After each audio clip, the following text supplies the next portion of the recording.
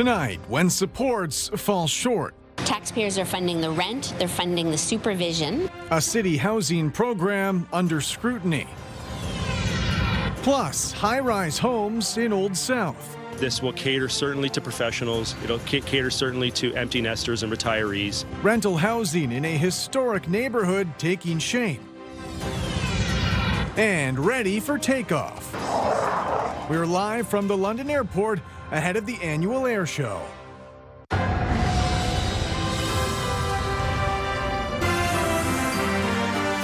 CTV News with Carlyle Fiset.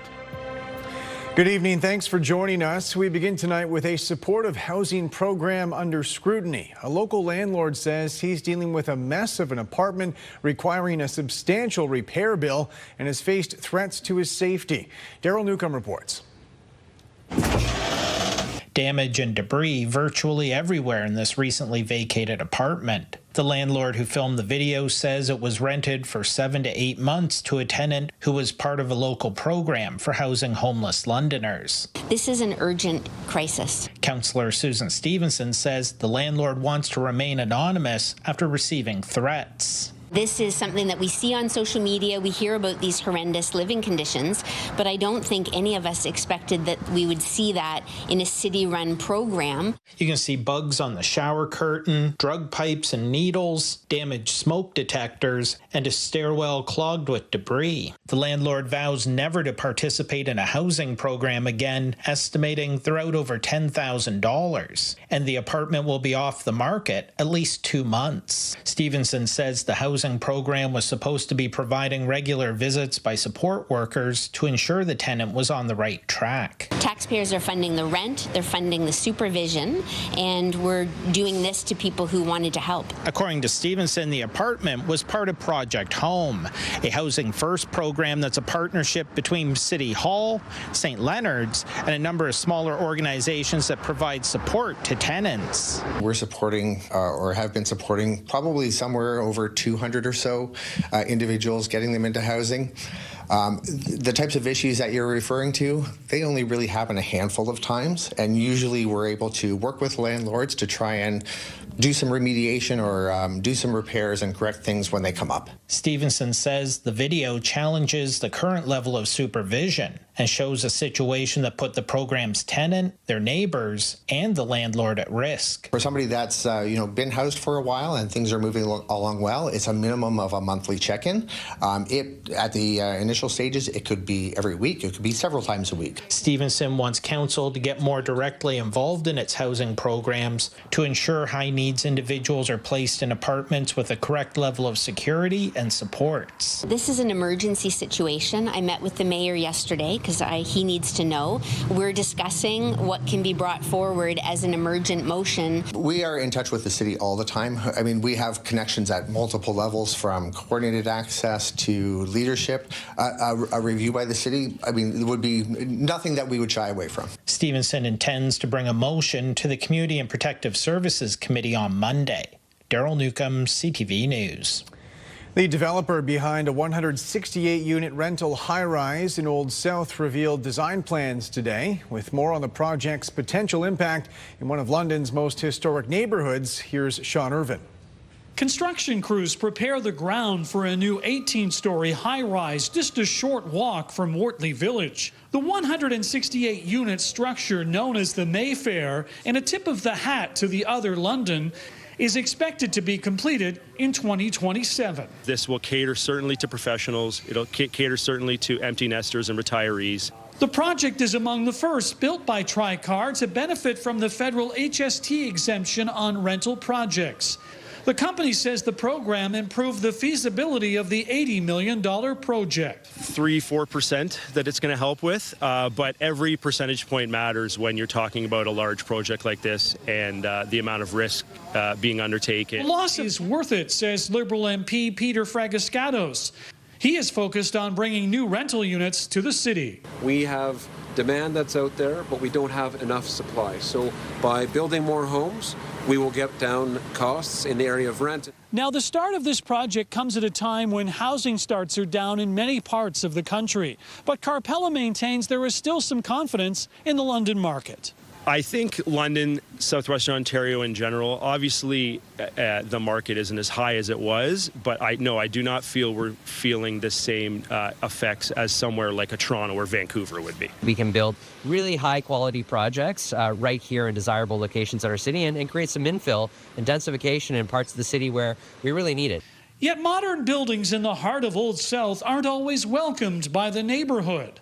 But this time, it's different. I think many people are just happy to see something going up. Again, it's kind of been an empty spot for a couple of years, so people are excited to see progress. The building's design, which features nods to the past, is also applauded. Appreciate when developers put in that little bit of extra effort to make it look nice, and I think that Tricar's done that. If it was just, poured concrete with no windows, that has a different feeling in the neighborhood, but this will look good, I think. In London, Sean Irvine, CTV News. Officials with Bruce County say they've greenlit a new affordable housing project in Walkerton. They say a 40-unit community housing facility will be built in the East Ridge Business Park, finalizing the land purchase this week. The municipality of Bruce County owns and operates 700 affordable housing units with more than 1,000 people on a wait list. The most recent affordable housing project was a 35-unit facility built in Kincardine, which opened in 2021.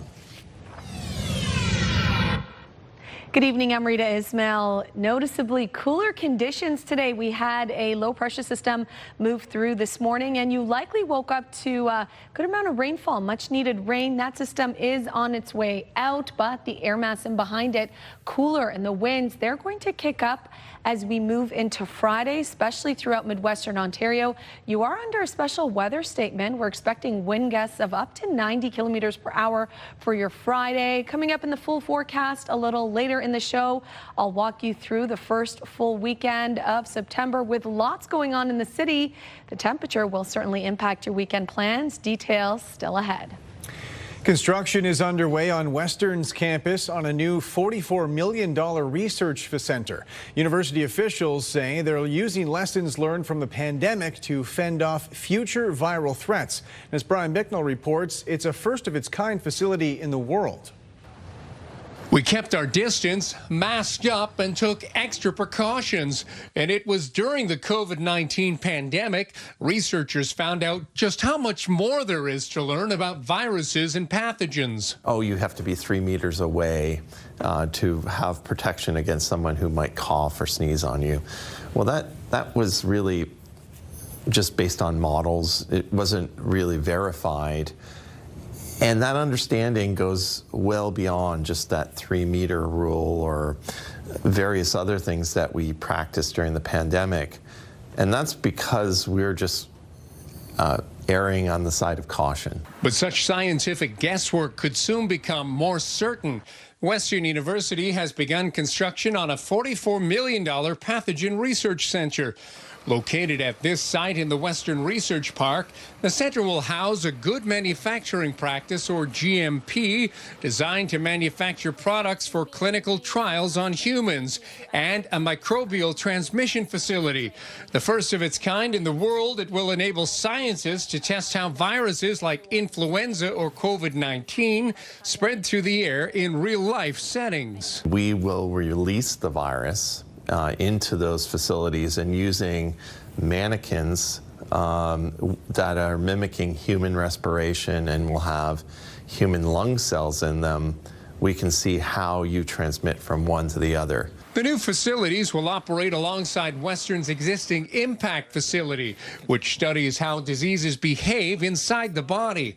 Operations Director Rick Gibson says it's about producing homegrown solutions. Very costly to send these kind of things overseas and then back.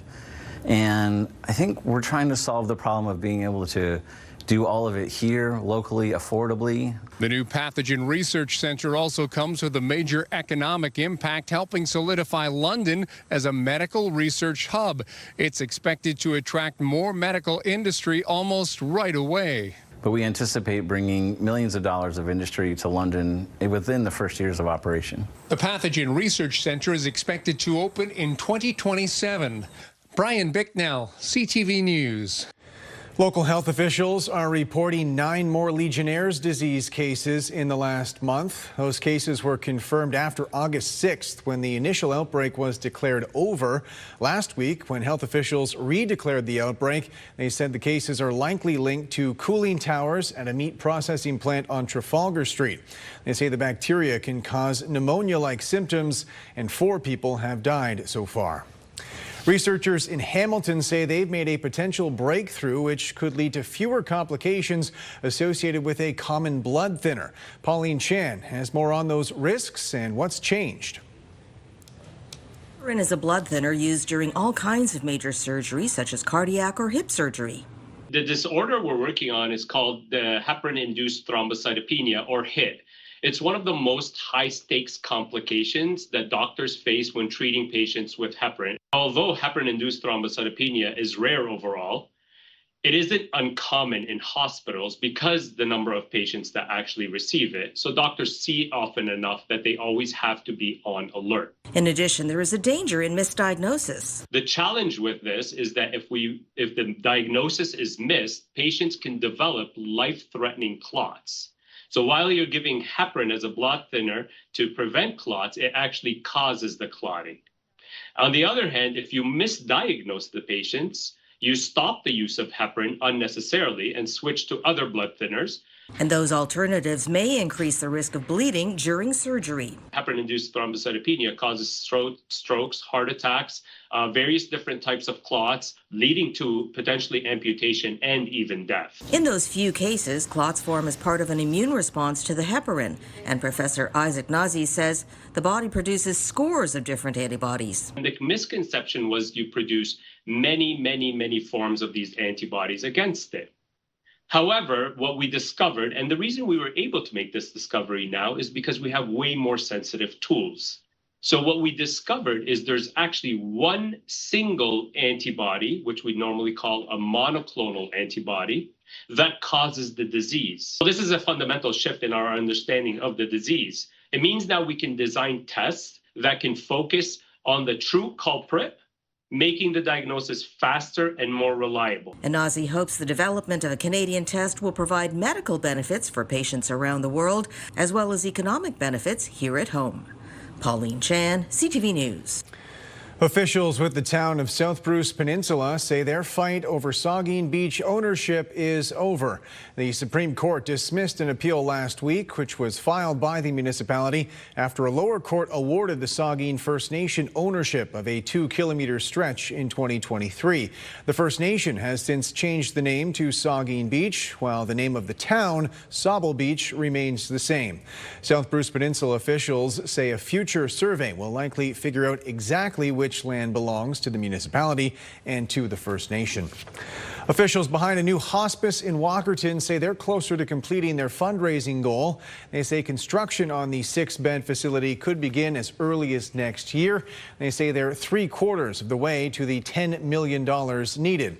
The hospice has been in the works since 2021, slated for Walkerton's East Ridge Business Park. It's expected to welcome its first patients by late 2028. Airshow London is back at the airport this weekend for its 10th anniversary. For more on what to expect, we're joined live by Lauren Stallone at the London International Airport. Lauren, what can fans expect this year? That's right, Carlyle. Well, the nearly sold-out show runs Friday through Sunday. And here to tell us all about what fans can expect, I am joined by Peter White with the London Air Show. Now, Peter, what is different about this year's show? We have a number of great things that we're showcasing this year. We do have a number of fan favorites back. We're standing right in front of the F-22 Raptor, which, again, a lot of people love to come out and see. But we've got a wide variety of aircraft for people to see. We've got a great setup with our Warbird Alley this year, so we have a number of World War II aircraft that people will be able to get up and close and see fly. They're going to be both on our static display as well as being able to be up and close when they fly. We have our Ghost Rider, who's going to actually be the first time we've ever had a plane firing fireworks at the end of the night on Friday night, and then we'll also be doing some great pyrotechnic displays on Saturday and Sunday. We've got actually a really great cross-section of aircraft. So we have F-18s from Canada, we have Super Hornets, the F-22 I mentioned, F-16s, and then we have over 34 aircraft on our static display that everybody can get out and see. So favorites like the C-5 Galaxy, fighter jets, different things for folks to see. It's a wonderful display for the whole show. Amazing. And are there any fan favorites that will be returning this year? Well, I think everyone loves the F-22 because of the amount of sound it makes, and as well, I think everyone loves to see the Canadian F-18s. And when we get a chance to highlight the jets, I think a lot of times people love coming to the air show to see the fast jets, so we've got lots of that. But we also have some really interesting aircraft. We have a number of aircraft here from partners with, for instance, the U.S. Coast Guard's bringing their helicopters. They'll be doing demos on how they do search and rescue in the Great Lakes. A number of different great things for people to see. It's a great 5-hour show on Saturday and Sunday and a great 3.5-hour show on Friday night. Perfect. And in terms of details, when should people be arriving? Important things that the public should know. Well, people would like to know, those who want to get out and see the aircraft on the ground, the gates open 3 o'clock tomorrow afternoon and 10 o'clock on both Saturday and Sunday. And we've got trolley system to get you back and forth so you can be from your cars but also get out to see things. Great lineup of food trucks. We've got wonderful facilities and services, so I think people will just have a great day. Awesome. Well, thank you so much, Peter. There you have it, Carlyle. This is where all the fun is going to be this weekend, so make sure you come check it out. Lauren Stallone live for us tonight. Thank you, Lauren. Coming up, the federal cabinet facing the daunting task of controlling spending while investing in the economy. Plus, the president of France says 26 countries will put boots on the ground, a bid to secure peace in Ukraine. What role will Canada play?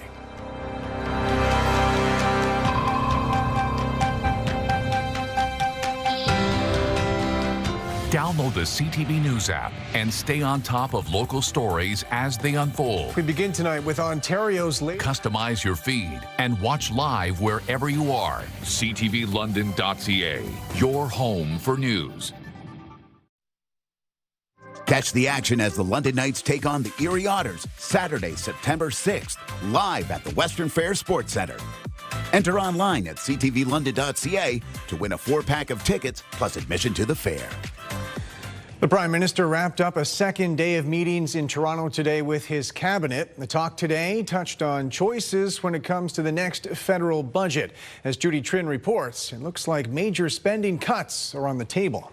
C'est un budget d'austérité et d'investissement. Delivering the Prime Minister's vision of a budget with both austerity and investment measures falls on Finance Minister François-Philippe Champagne. He was asked if spending restraints would result in job losses in the public sector. There'll be adjustment in different places, but at the same time, we're going to be empathic to make sure that we're always there for Canadians. Cabinet ministers met behind closed doors to find money for major projects and defense and to present what savings they found. The Carney government is aiming to cut day-to-day spending of up to 15% over the next 3 years.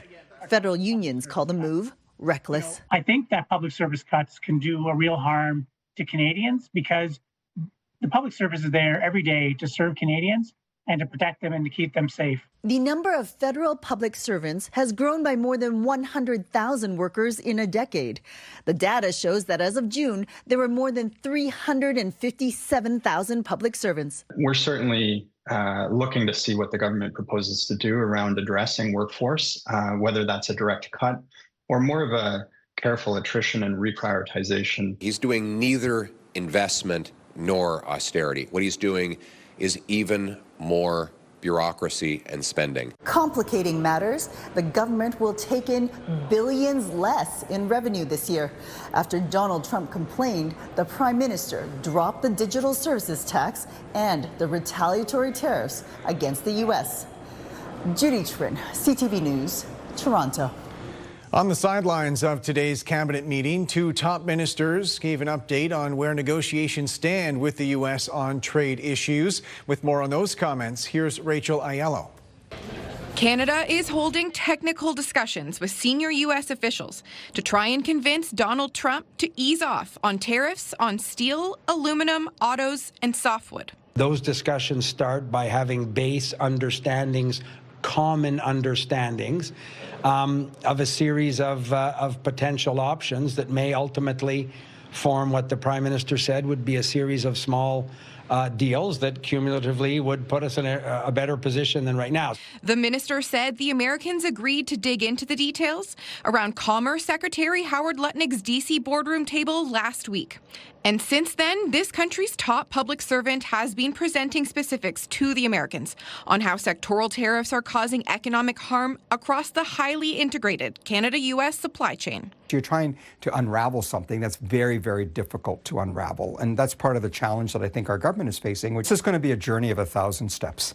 And some will be small, some will be large, but we need to keep moving forward. This sliver of hope comes on the heels of the head of a hard-right Republican think tank bailing on briefing cabinet today.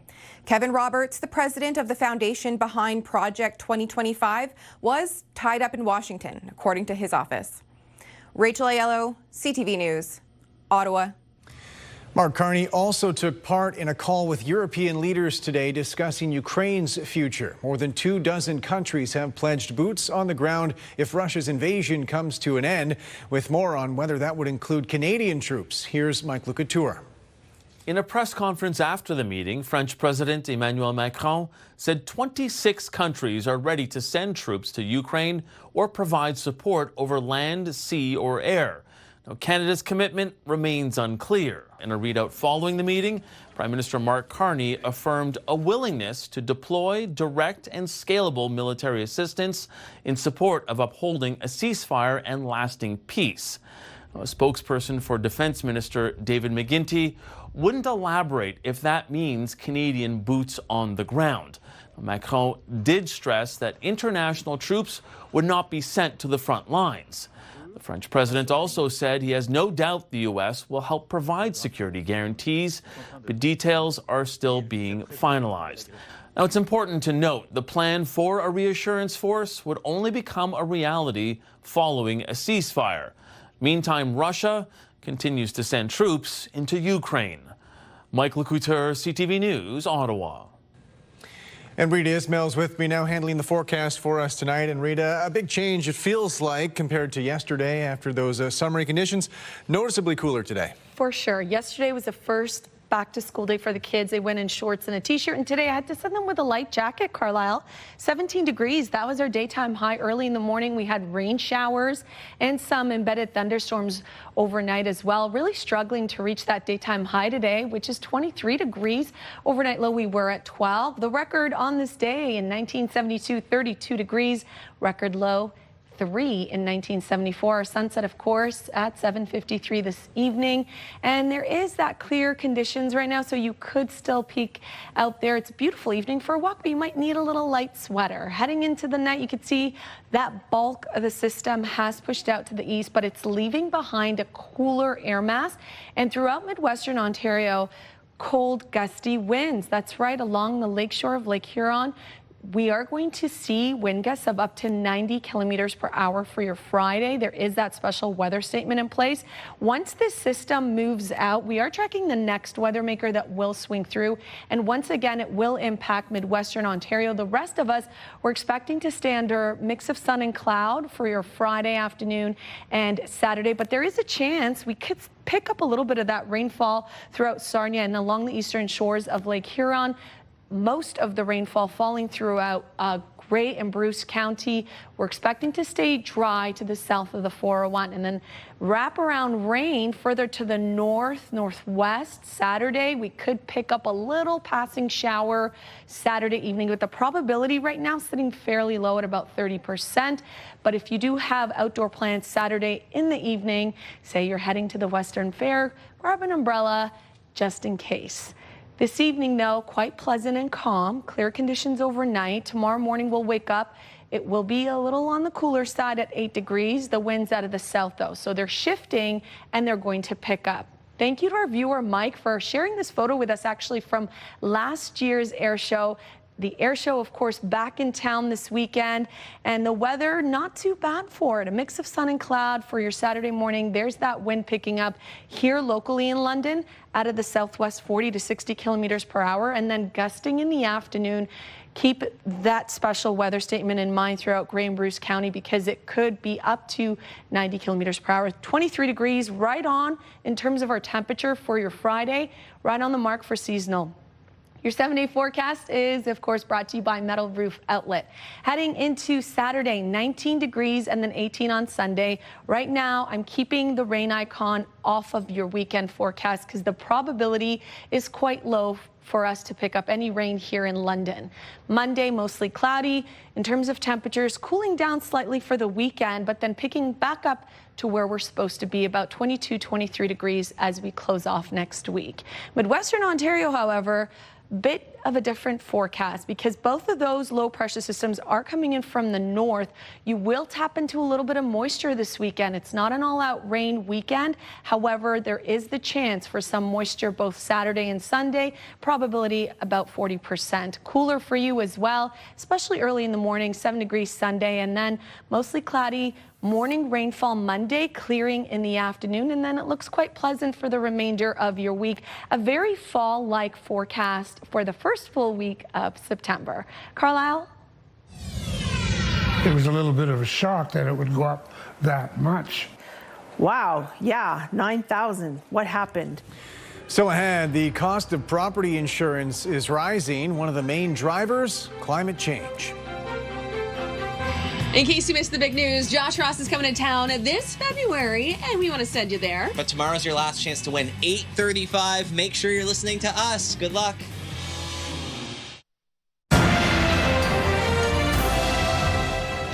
New Stats Canada figures show Canada's trade deficit is shrinking, but it's still bigger than it was this time last year. The data shows a July trade deficit of $4.9 billion. That's down from $5.9 billion in June, but much higher than July 2024. Overall, exports rose in July by about 1% to $61.8 billion. An Alberta man says he was shocked when he recently found out his home insurance premiums were going up by 70%. He says his last claim was more than a decade ago, but as Stephanie Thomas reports, that's not why his payments are surging. Alvin Phillips called his stepdaughter over after opening mail from TD Insurance. They were both stunned. The quote to renew coverage for the home was $9,000. It was a little bit of a shock that it would go up that much. Wow, yeah, 9,000. What happened? That's a 70% increase from last year's annual rate at $5,300. Customer service told them there was no mistake. I haven't been a burden on them. I've had one claim for roof damage, and that was it. In 20 years of coverage, his most recent claim was back in 2013. But claims across the province and the country are likely behind this rate hike. The Insurance Bureau of Canada says last summer alone, companies paid out a record $8.5 billion for insurable damage due to climate disasters. Alberta makes up half of that, with the Jasper wildfire and last August's hailstorm that hammered the Northeast. All of that is putting pressure on insurance premiums as we see the cost of these events continue to go up and up and up. He adds the claims of the few affect the premiums of the many. Climate experts say extreme events are becoming common. Climate change, global heating is supercharging our weather systems. More heat, more water mean more fuel for storms. Some brokers advise shopping around. At the end of the day, this is about coverage and making sure that when the sudden and unexpected happens, you have a package that's going to respond and make sure that you're not in financial dire straits. That was the advice given to Alvin Phillips. Yeah, if you don't like it, go somewhere else. That's basically what they're saying. This much and this much effect all at one time for one household is a lot. Stephanie Thomas, CTV News, Calgary. A young woman in Toronto says she was recently on the wrong end of a hit-and-run crash. She wasn't at fault, but didn't have collision coverage. As Pat Foran reports, that means she's on the hook for her wrecked vehicle. My car is completely written off. It's completely totaled. Micaiah Donaldson, a 20-year-old university student from Brampton, says she feels lucky to be alive after being involved in a hit-and-run accident. She was driving home at night in June from a friend's house when a speeding pickup truck slammed into her. I was going probably 30 and he was probably going 100, so it was a really bad hit because he was going really fast. The police were called and Donaldson was taken to hospital with injuries. She was unable to identify the driver of the truck that smashed into her. They said that because I did not get his license plate number, but there was no opportunity for me to get that because as soon as he hit me, the person did not stop. Donaldson was driving a 2008 Nissan Versa worth about $6,500. Her insurance company agreed she was not at fault. But since the at-fault driver fled the scene and Donaldson was told she didn't have collision insurance, she was not covered for the hit and run. Now my responsibility to pay tow truck people to find a new car. Her insurance company is Bel Air Direct. A spokesperson said in the event of an accident, if a customer has opted out of collision, coverage would reflect the terms of the policy. While we do review all options of coverages, ultimately, it's the customer's decision. Because the other driver was unidentified, and no fault doesn't apply. The Insurance Bureau of Canada says in a hit-and-run accident, collision coverage is needed to repair or replace your vehicle. The insurance company can't pay to repair the damage to their car because there's no coverage to draw from. Donaldson feels little effort was made to find the hit-and-run driver and feels she should be compensated. It's just very, very frustrating. People just have to just live with the fact that they don't get compensation when they are not in the wrong. Pat Foran, CTV News. Stock markets in Canada and the U.S. finished in solid positive territory today. The TSX is up 165 points. In New York, the Dow added 350, the Nasdaq up 210. The Canadian dollar lost a fifth of a cent today. On commodity markets, gold fell almost $30 an ounce. Oil dropped 49 cents a barrel. You never know when Alzheimer's or dementia could hit your family. Later on CTV News, Chatham-Kent launches the Blue Light campaign, highlighting the battle against dementia. Welcome back. Despite rental prices falling, a new report says rates are still unaffordable across the country. The report was put together by the CCPA. It found 1- and 2-bedroom apartments are out of reach for many workers. According to the authors, someone working full-time needs to make at least $37 an hour to afford a one-bedroom apartment in Toronto or Vancouver. That's about $75,000 a year. I mean, things like rent control can be important in terms of limiting the increases in rents over time. Part of the issue there is that the rents have already gone up. And so even if you close a lot of the loopholes on rent control, like exist in Ontario, in a sense, it doesn't matter because the rent increases are behind us. And we're now at just a new higher level of rent. I mean, we could also discuss higher minimum wages, but it's pretty unlikely that we're going to get a $40 minimum wage in Toronto anytime soon. We're sitting about 17 at this point. Ontario's minimum wage is $17.20 an hour right now. It will increase to $17.60 an hour in October. A former Marineland employee is calling out the organization after another beluga whale and harbor seal died in captivity. Since 2019, 20 whales have died at the Niagara Falls tourist attraction. Marineland did not open this year to visitors, seemingly closed indefinitely since last summer. Critics say there are still 30 belugas living at the park, the only whales currently living in captivity in Canada. RBC Place in downtown London is expanding. Officials with the convention center say through a new partnership, they're taking over the former Hilton Hotel ballroom across the street. The 12,000 square foot venue also includes a 4,200 square foot foyer. The facility is connected to RBC Place by an elevated pedestrian walkway. A common ingredient in nail polish is now banned in the European Union over safety concerns. EU officials say the substance is potentially toxic, forcing some Canadian manufacturers to adjust. Andrew Johnson reports.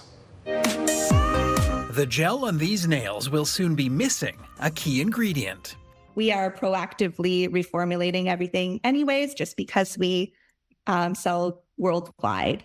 and we need to comply with all the different regulations across the world. Burnaby, BC-based Accents is reformulating its gel nail products to remove the trimethylbenzyl diphenylphosphine oxide, also known as TPO. TPO causes the polish to harden and gives nails that glossy shine when exposed to UV light, a process known as curing.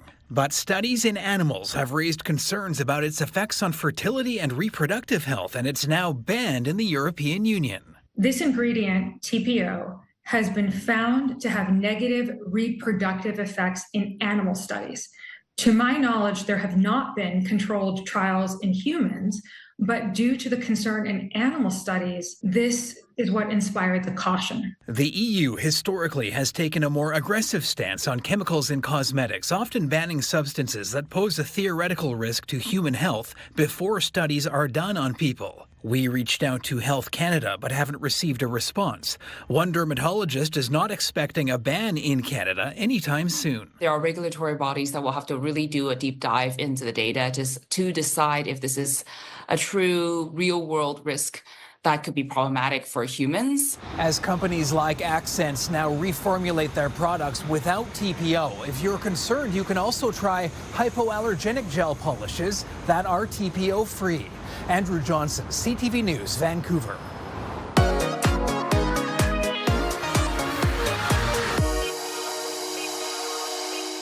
Welcome to your London List, where you can get all your local updates on what is going on in our city. Now, I am joined by Backstage Ben with Virgin Radio. Now, Ben, what is the weekend going to look like here in London? It's a big weekend. You kind of have to pick what you want to do because there's so much going on. We've got Airshow London back once again. One of the actual top 10 events in North America, too. It's been voted that for many years in a row.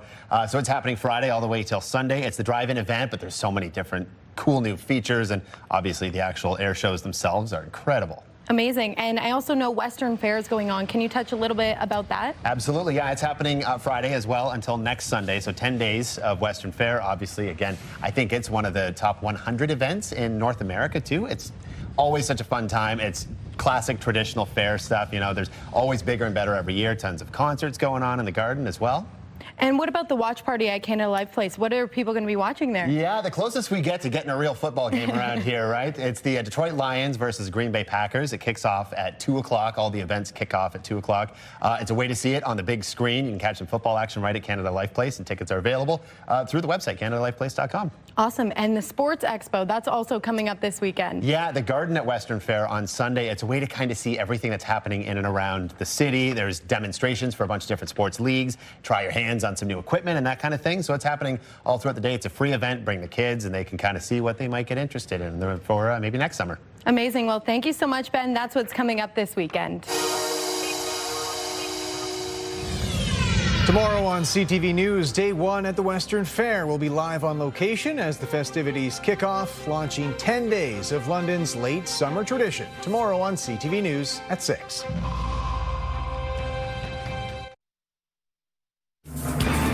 Tonight's weather snapshot, a beautiful sunset over the Labor Day weekend in Putnam. Thanks so much to our viewer Kim for sharing this photo.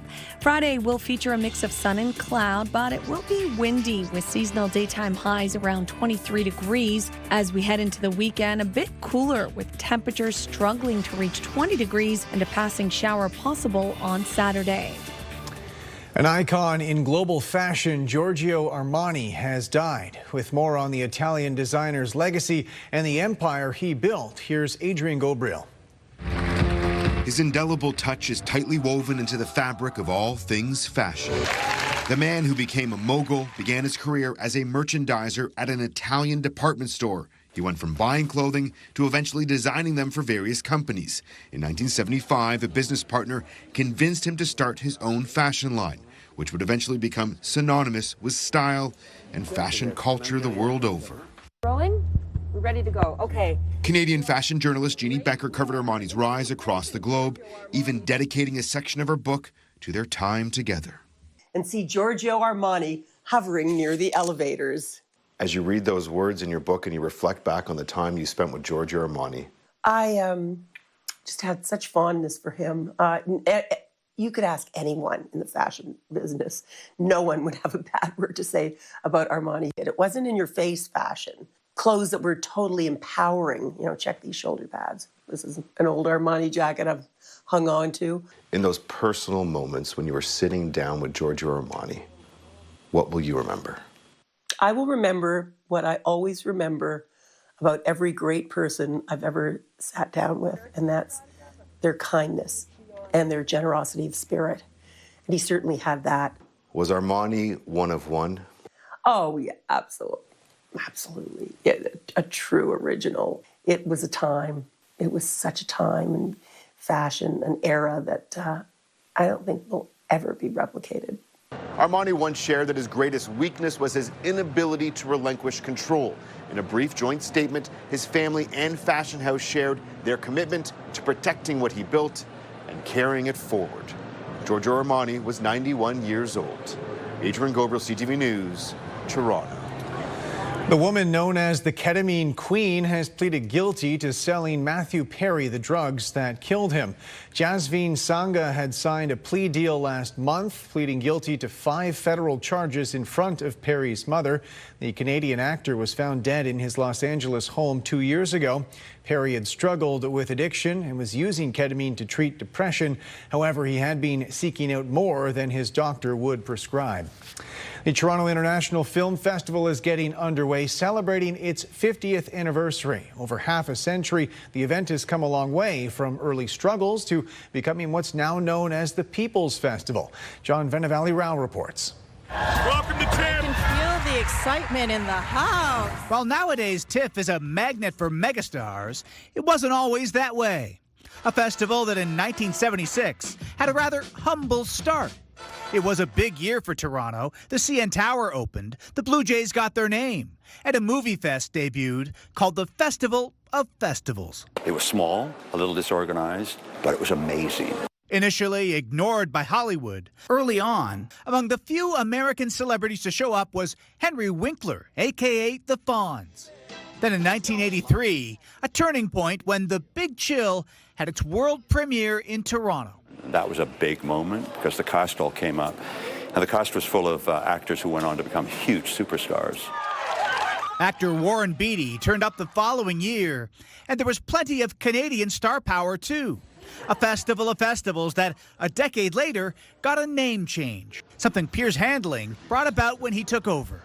It didn't have film in the title. It didn't have Toronto in the title. It didn't have international in the title. The newly named TIFF drew even more stars, more world premieres. Movies like American Beauty, I'll go for D, and Slumdog Millionaire, which in part because of TIFF was released in theaters. That was a movie that was supposed to go direct to DVD, wasn't even going to get a theatrical release. TIFF showed it, it became a sensation, it won the People's Choice Award, and then went on to win Oscars. Among TIFF's memorable moments was Sacha Baron Cohen arriving at a red carpet as Borat in a cart pulled by women dressed as peasants. And Sean Penn famously lit a cigarette during an indoor press conference for all the King's men, violating Ontario's new indoor smoking ban. In 2020, amid the COVID pandemic, screenings were held at drive-ins. And in 2023, because of strikes by both Hollywood writers and actors, many celebrities stayed away. But the festival went on, and now celebrating its 50th edition. One other bit of trivia, at that first festival, an admission ticket to a movie cost just $2. John Venevali-Rao, CTV News, Toronto. London's top stories. We have breaking news tonight out of Ottawa. The latest in the breaking news alerts. I'm tracking an area of severe weather. It'll start. And watch live. A development now to a story from City Hall we brought you. Download the CTV News app. It's Jeb Keefe and Backstage Van from Virgin Radio, and we're sending you to London's largest outdoor festival, Rock the Runway. Tickets are on sale now, or you can listen to us on 97.5 Virgin Radio for your chance to win NoahCon tickets. Welcome back. The Alzheimer Society in Chatham-Kent is launching an awareness campaign this month, asking the community to glow blue in September, supporting people living with dementia. Chris Campbell reports. You never know when Alzheimer's or dementia could hit your family. In Chatham, Kent, the Alzheimer Society's office on Memory Lane is coincidentally getting a new blue paint job this week. At the same time, the Society is encouraging residents to light their own homes in blue as a show of support. It's kind of a play on Go Blue for Alzheimer's, but instead we're saying Glow Blue for Alzheimer's. This is a chance for us in Chatham, Kent to spread the awareness and the education. The campaign is called Glow Blue for Alls. Family and businesses are invited to take part by illuminating their properties and sharing photos with the Society online. Every submission is entered into a draw for a $200 gift card. So blue is the color that symbolizes Alzheimer's disease and related dementias. So this is our second year doing it. We did it for the first time in 2023, so we thought we'd bring it back because it was pretty successful back then, and we just really want the community to support everyone who is dealing with Alzheimer's disease and related dementias. For families touched by the disease like the Vercakes, the campaign offers both visibility and connection. There's a sense of pride there because we're so grateful for everything that the Alzheimer's Society has been able to do for us and our family. But also it helps me know that there's other people that were like us who are, becoming aware of the services, and that it just shows me that they're making a broader reach, which is helpful. It's a tough situation, and when you really find out more in the community and aware of things, it does help a lot. Yeah, and we appreciate it. World Alzheimer's Day is September 21st, but the Glow Blue campaign runs nearly all month. The contest closes at 4:30 in the afternoon on September 26th, with a winner chosen at random on September 29th, helping shine a light on an illness that impacts thousands of families across southwestern Ontario. There's so many more we could be reaching, and that's part of this campaign is to get that awareness out there. In Chatham, Kent, Chris Campbell, CTV News. And finally tonight, a deaf and blind dog who spent more than 24 hours in a maze of drainage tunnels. I was looking on my property, I was looking in all the bushes, I was looking across the street in the tall grass. Well, this is Meatball, a 17-year-old dog who somehow found himself lost in the drainage infrastructure below a Louisiana community. Rescue workers spent hours searching for him before crawling through about 1 kilometer of culvert where they finally found the dog. That's it for us. Thanks for watching. For your latest local headlines, you can always head to our website. I'm back tonight with your late news at 11. Bye for now.